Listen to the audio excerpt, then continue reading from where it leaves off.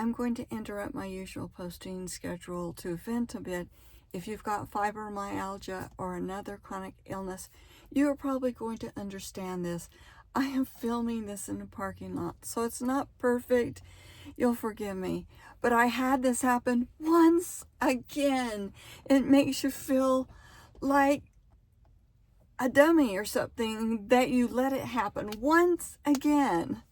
So I've had fibromyalgia since, oh goodness, 1989. I am used to the situation. I know what it is. I know how people treat it. I know how doctors act. I know some that believe you and are really sympathetic, but there's nothing they can do for you. You just have to manage it yourself. Right now, rheumatologists won't even take you ever since long COVID.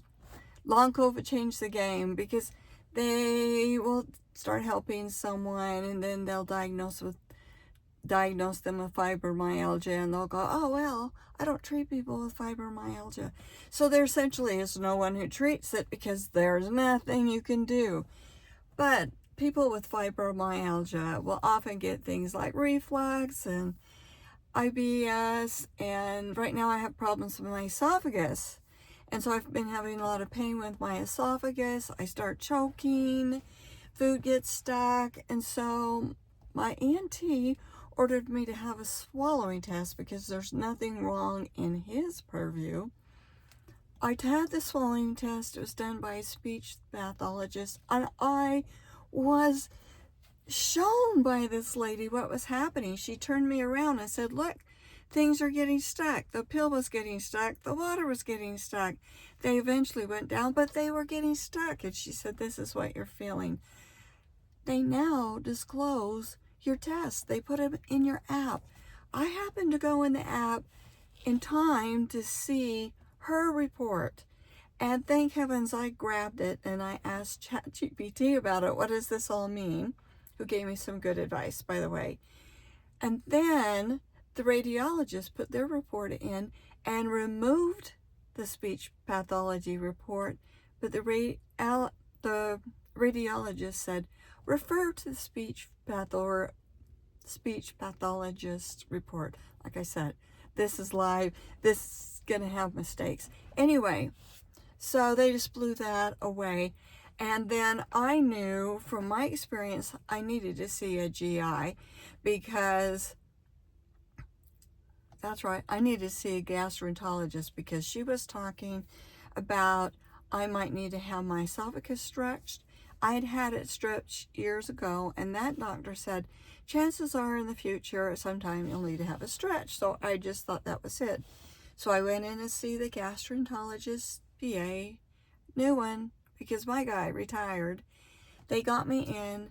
I had the doctor, new one, because the other one had retired.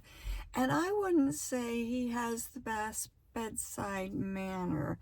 He's like this, and he goes, oh, I think you've got this, and nobody ever says it's like this, and I think it's like this, but we're going to have a biopsy. And I have been on medication for my reflux for years and years. And we have tried different things, and I am taking some stuff that works. And he told me in the operating room, oh, well, you're taking like the best there is, and there's really nothing. And then I take Claritin because this problem, he was saying, it can be an allergic reaction, and they would tell somebody to take Claritin. So I'm already taking that. When they woke me up, he told me, oh, well, we stretched it. I didn't see a huge amount of irritation, but you're already taking all this medication.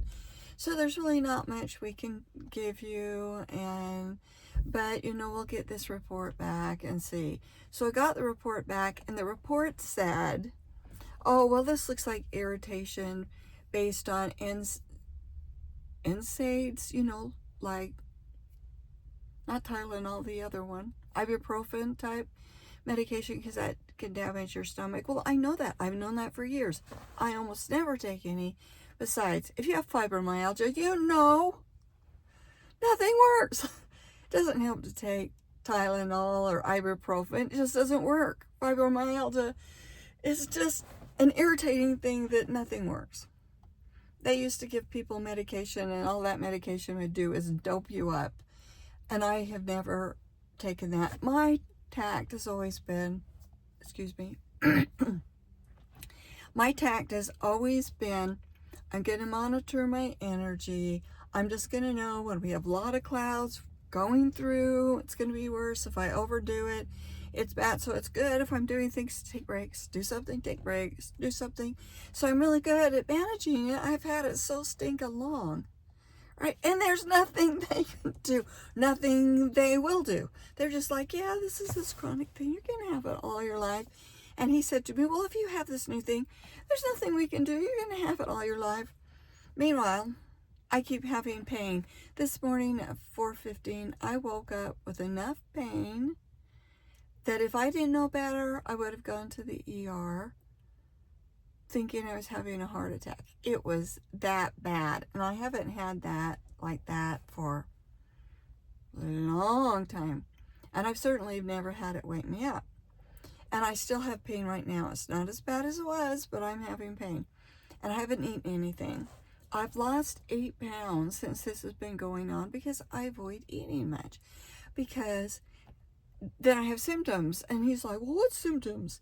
I said, the kind I came to you about. That I start choking. I start having pain, you know? So I just don't eat a lot because I don't want to do that. And he goes, well, you should sleep with your head up. And I said, I have a bed that raises my head. I sleep on that. So everything it came up with, like, I'm already doing. But there's one other test he can do.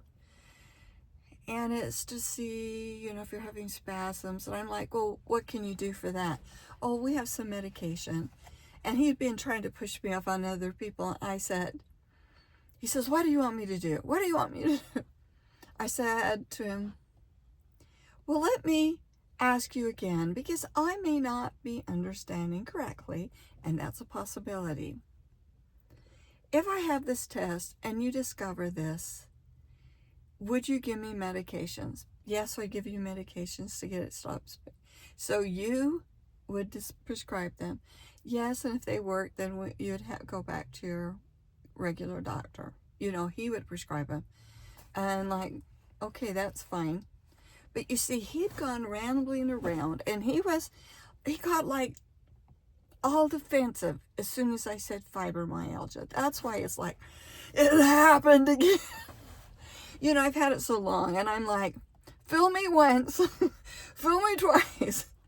And I haven't had anybody treat me like that for so long. It just blew me away. You know, sometimes you need to change doctors, and they'll go. I've had a doctor when we moved over here when I was trying to find a new primary care. And this guy said, oh, there's no fibromyalgia. It's all made up. Well, naturally, I changed doctor. And the doctor I have right now is like, oh, it was my family doctor. He's like, yeah, it's real. And he always say, I really admire your attitude and how hard you work to take care of it yourself, because there's really nothing that we can do. The only thing they can do is to help you sleep, because your sleep is where it's at. And I'm always talking about that. If I get good sleep, then I feel good enough I can do things. But if I don't, then I'm sick. I'm really sick. And the only answer is to sleep better, which is why, once again, I had a sleep apnea test because I was feeling so miserable, and the ENT ordered it. It came back, oh, no, you really don't have sleep apnea. A little bit if you're on your back, so just sleep on your side. No news. I already knew that. That's why I have this bed that goes up, and I have wedges to try to keep me on my side, and all kinds of stuff. I just got a text from my bank. Okay. So I came out. I'm so frustrated. You know, it's just really hard. You're dealing with this thing, and you're doing the best. I think people that watch my channel know I work very hard to have a good attitude. I work very hard at taking care of myself so that the consequences of the fibromyalgia are low. I spent a year and a half really in bad shape, which if you go back and watch the videos, you can just see it was a difficult time because I'd gotten long COVID, and long COVID was making the fibromyalgia worse. And now I feel so bad for people who are getting long COVID. They'll get pushed around from place to place to place, and sometimes they'll end up at a rheumatologist. Maybe I've said this, I might be repeating myself, but the rheumatologist will go, oh, you have fibromyalgia, and I don't treat fibromyalgia, sorry. And that is what's happening to these poor people who get long COVID. Well, I can tell you, my long COVID symptoms got better. I was left with some brain things. It didn't help when I fell down the stairs and got a mild traumatic brain injury, but I'm getting better and certain things are helping me and it's all good. But there's nothing they can do for you. It'd be helpful if they go, yeah, this is rough. These are the kinds of things you can do. Let's make sure you sleep well. And you need to learn to, watch your energy. The most helpful person I've ever met was that speech therapist that they sent me to with the long COVID. And it was because I was having the brain issues. He's the one that really taught me to monitor my energy with the dots. And I made the video magic dots with the red, yellow, green, and purple dots where you can manage yourself. Learning that was the most important thing. I'll love him forever. And he was okay with me teaching that because it's his method.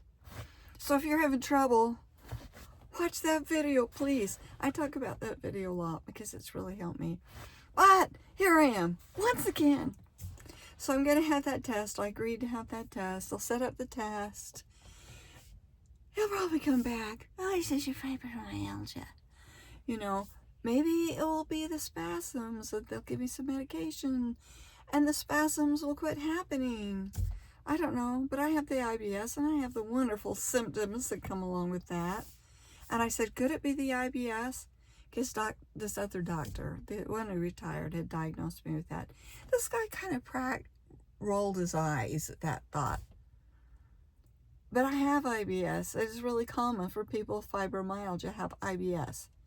So it might be that this guy just has the worst bedside manner and he isn't aware of how poorly he comes across. And he just may be the best doctor in the world, but they don't necessarily teach that in medical school. So it's totally up to who you get and what their personality is and how much compassion, empathy they have for people. My good news is that my family doctor is awesome. But there's nothing he can do except agree to help me sleep because he knows people with fibromyalgia, they gotta sleep. So that was a vent. Do you understand this? Do you get this? Has this ever happened to you? I suspect if you have fibromyalgia or some other chronic illness, you have experienced this too. Anyway, I could use a pep talk, a cheer up, a support. If you want to do that, that would be great. And tomorrow, there'll be a normal type video, which I hope you like. I hope I see you again. Bye.